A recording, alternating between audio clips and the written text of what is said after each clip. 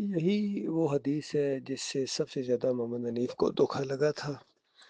اور پھر اس نے اس کا مذاق اڑایا، اور اس کے سارے ماننے والے آج اس کا مذاق اڑا رہے ہیں، اور جس محلے وقوع کے اوپر یہ بات کہی گئی ہے اس کو ہٹا دیتے ہیں۔ عقیدے کے معاملے میں بھی محمد حنیف نے یہی ظلم کیا۔ یوسف علیہ السلام کو سجدہ ثابت کرنے کے لیے اس نے ملائکہ کے سجدہ کو لے کے آ گیا کہ دیکھو وہاں ہوا یا نہیں ہوا، بھائی وہاں تو ہوا ہے، حکم موجود ہے،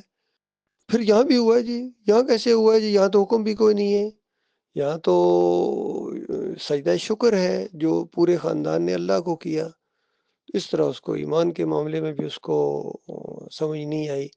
اور اپنے دماغ کے مطابق اس نے گمراہ کیا، مومنوں کو مشرک بنا دیا، مجاہدوں کو مجاور بنا دیا۔ اور اس روایت کو جو خالص ان مصوروں کے لیے اور یہ جو لٹکانے والی اور عقیدت کے لیے کی جاتی ہے،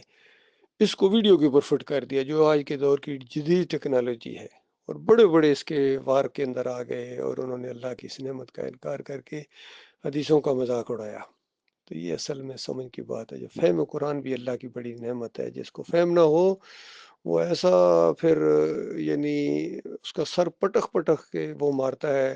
اور پھر اپنے آپ کو بھی خراب کرتا ہے، پریشان کرتا ہے، اور دوسروں کو بھی پریشان کرتا ہے، اور اس طریقے سے خیر کو روکنے والا پھر وہ بن جاتا ہے۔